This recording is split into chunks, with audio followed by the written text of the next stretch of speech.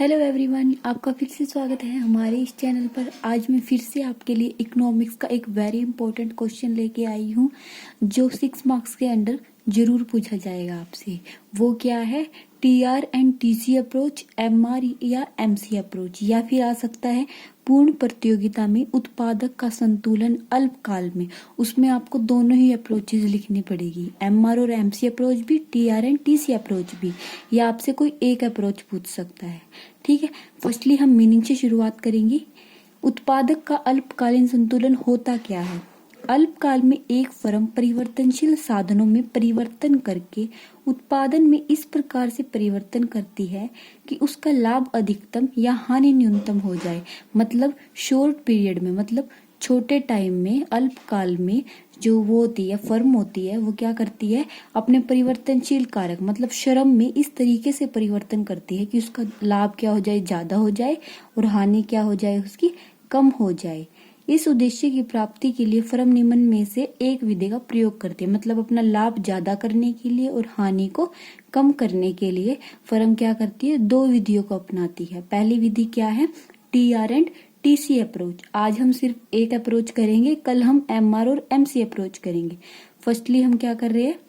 TR and TC approach. TR क्या होता है? कुल आगम। टीसी क्या होता है? कुल लागत। अब क्या है? कुल आगम को हम कुल आय भी कहते हैं। कुल आय क्या है? किसी वस्तु को बेचने से हमें जो आय प्राप्त होती है उसको क्या कहते हैं? हम कुल आय। टोटल कॉस्ट है किसी वस्तु को बनाने में जो कुल खर्चा आता है उसे हम क्या कहते हैं? कुल लागत। ठीक है, इस विधि को हम करेंगे। अल्पकाल में एक फर्म उत्पादन की उस मात्रा का उत्पादन करेगी जिस पर उसके लाभ अधिकतम, मतलब उतनी ही मात्रा का उत्पादन करेगी जहां उसे लाभ क्या हो रहा है? ज्यादा हो रहा है, और हानि क्या हो रही है? कम हो रही है। तो उसके लिए उसको दो क्या करने पड़ेंगे? एक तो अधिकतम लाभ की कोशिश करेगी वो, और न्यूनतम हानि की। फर्स्टली क्या है? अधिकतम लाभ। एक फर्म को देखो, सोच के देखो।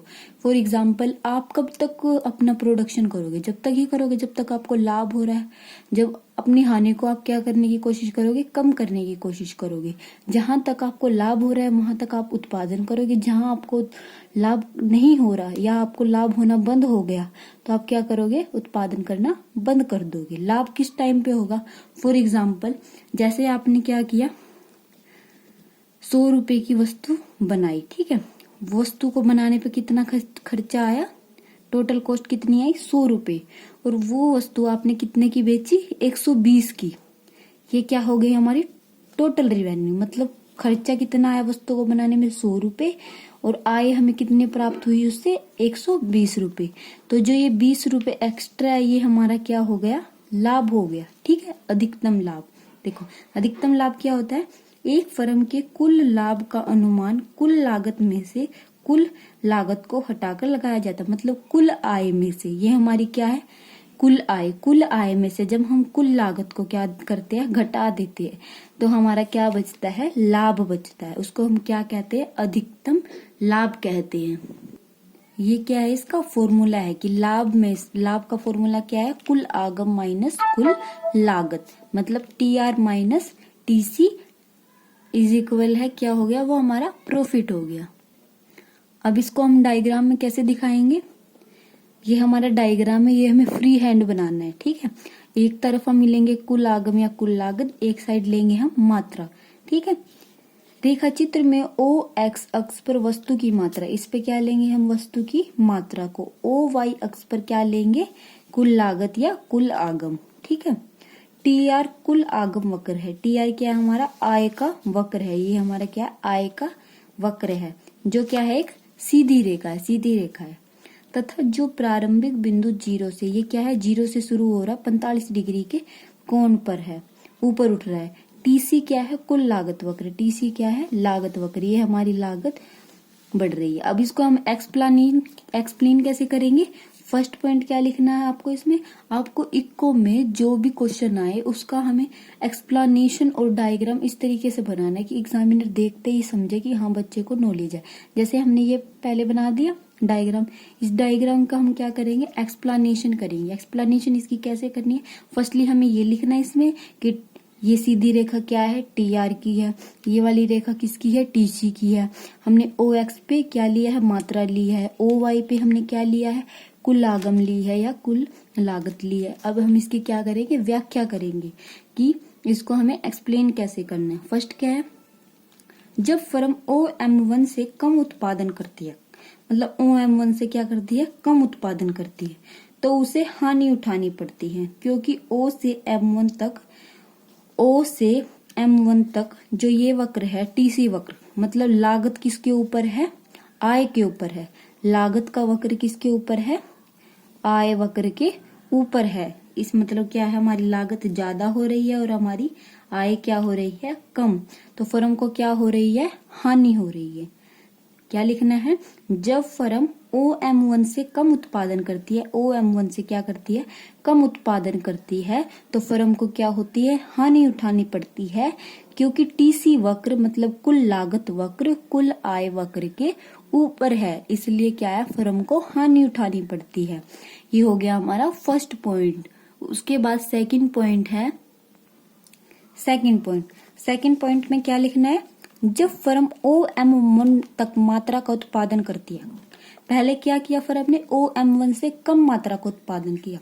सेकंड में क्या करेगी, वो OM1 तक कम मात्रा का क्या करेगी, उत्पादन करेगी। तो फर्म को ना तो हानि होगा ना लाभ, मतलब दोनों क्या होंगे, शून्य, ना लाभ होगा ना हानि होगा।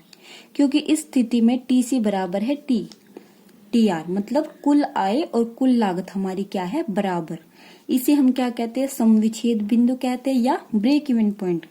क्या है, जब फर्म OM1 तक की मात्रा का क्या कर रही है, उत्पादन कर रही है, तो इस सिचुएशन में क्या हमारा TC और TR क्या है, बराबर है। तो ना तो फर्म को लाभ हो रहा है ना हानि हो रही। ठीक है, ये क्या है हमारा ब्रेक इवन पॉइंट, जहां ना लाभ होता है ना हानि होती है, उसे क्या कहते हैं हम, समविच्छेद बिंदु। उसके बाद हमारा थर्ड पॉइंट क्या है, बिंदु M1 से M2 तक उत्पादन के सभी स्तरों पर फर्म को लाभ प्राप्त होगा। मतलब क्या है, जब फर्म M1 से लेके M2 तक जितने भी क्या करेगी, उत्पादन करेगी, उसको क्या होगा, लाभ होगा। बिंदु M1 से M2 तक उत्पादन के सभी स्तरों पर फर्म को लाभ प्राप्त होगा। क्योंकि क्या है, इसमें क्या है, TR हमारा क्या है, ज्यादा, मतलब हमारी आय ज्यादा हो रही है और हमारा हानि क्या हो रही है, कम हो रही है। अब हमारी 3 स्टेजेस की ना हमने। फर्स्ट क्या किया, अगर फर्म M1 से O से M1 तक कम उत्पादन करती है, M1 से कम उत्पादन करती है, तो फर्म को क्या होती है, हानि उठानी पड़ती है। उसके बाद जब फर्म M1 तक का उत्पादन, OM1 तक मात्रा का उत्पादन करती है, तो फर्म को ना लाभ होता है ना हानि होती है। थर्ड में क्या लिखना है, जब बिंदु M1 से M2 तक उत्पादन करती है, तो फर्म को क्या होता है, लाभ होता है। और क्या होता है, हानि और लागत, क्या मतलब हमारी आय क्या है, ज्यादा है, किससे, लागत से, तो फर्म उत्पादन करना पसंद करेगी। ये हमारा क्या हो गया, फर्स्ट पॉइंट। मतलब फर्स्ट हमने क्या किया, ये अधिकतम लाभ की, अधिकतम लाभ हमें किस किस सिचुएशन में हो सकता है। ठीक है, ये हमारे 3 पॉइंट थे। उसके बाद आता है हमारा सेकंड पॉइंट, क्या होता है, न्यूनतम हानि। मतलब हम अपनी हानि को कैसे कम करेंगे, इसमें हमें 3 वक्र को दिखाना पड़ेगा। एक होता है टोटल कॉस्ट दिखाना पड़ेगा, एक होता है टोटल रिवेन्यू, मतलब हमारी कुल लागत कितनी है, कुल आय कितना है, और कुल परिवर्तनशील लागत कितनी है। हम इसमें दिखाएंगे कि हमें कुल हानि किस टाइम पे होती है। देखो, ये हमारा TR वक्र है, सीधी रेखा, ये 45 डिग्री के कोण पे सेम लेना है। ये हमारी है कॉस्ट, वेरिएबल कॉस्ट, जो हमारी चेंज होती रहती है। ठीक है, ये हमारी क्या है, टोटल कॉस्ट, ये हमारी टोटल कॉस्ट, ये हमारी टोटल वेरिएबल कॉस्ट, ये हमारी टोटल रिवेन्यू। ये आपको फ्री हैंड ही बनाना है। सेम ऐसे ही यहाँ लेना है, यहाँ पे क्वांटिटी लेनी है। ठीक है, फर्स्ट क्या लिखना है इसमें, TC कुल लागत वक्र है, TC क्या है, कुल लागत वक्र, तथा TVC क्या है, कुल परिवर्तनशील लागत वक्र। TR कुल लागम वक्र है और TR क्या है, कुल आगम वक्र। TR वक्र TVC को, जो ये TR वक्र है, TVC को बिंदु B पर छूता है ना। TR वक्र TVC को बिंदु B पर छूता है। इससे ज्ञात होता है कि फर्म को केवल परिवर्तनशील लागत प्राप्त हो रही है। क्योंकि ये क्या है, TR वक्र केवल परिवर्तनशील लागत वक्र को छू रहा है, इसका मतलब क्या, फर्म को केवल परिवर्तनशील लागत प्राप्त हो रही है। उसे स्थिर लागत की हानि हो रही है, मतलब स्थिर लागत उसे प्राप्त नहीं हो रही, ये हमारी स्थिर लागत है। स्थिर लागत से ये कुल आगम वक्र क्या है, दूर है, तो हमें सिर्फ क्या हो रही है, परिवर्तनशील लागत प्राप्त हो रही है, स्थिर लागत की हमें हानि हो रही है। ये हानि क्या है, ए बी, जितनी ये टी आर वक्र टी सी से दूर है इतनी ही हमें क्या हो रही है, हानि हो रही है। यह हानि ए बी है। यह हानि फर्म को उस समय भी उठानी पड़ेगी जब वह अल्पकाल में उत्पादन बंद कर देगी। जब वह अपना उत्पादन बंद भी कर देगी, क्योंकि उसके पास क्या है, स्थिर लागत नहीं है, फिर भी उसको यह हानि जरूर उठानी पड़ेगी। ठीक है, ये हो गया हमारा न्यूनतम हानि।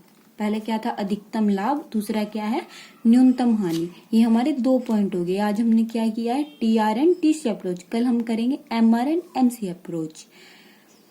मैं आपके लिए रोज ऐसे ही इकोनॉमिक्स के इम्पोर्टेंट क्वेश्चन लेके आ रही हूँ। फिलहाल हम तैयारी कर रहे हैं, जो बोर्ड एग्जाम आने वाले हैं उनके लिए हम इकोनॉमिक्स की वीडियो बना रहे हैं। इकोनॉमिक्स में अगर आपको किसी भी टॉपिक में डाउट है या किसी टॉपिक में आपको कोई टॉपिक समझ नहीं आ रहा है तो आप मुझे कमेंट बॉक्स में कमेंट कर सकते हैं, मैं उसी टॉपिक पे आपकी वीडियो बना दूंगी। Thank you for watching my video.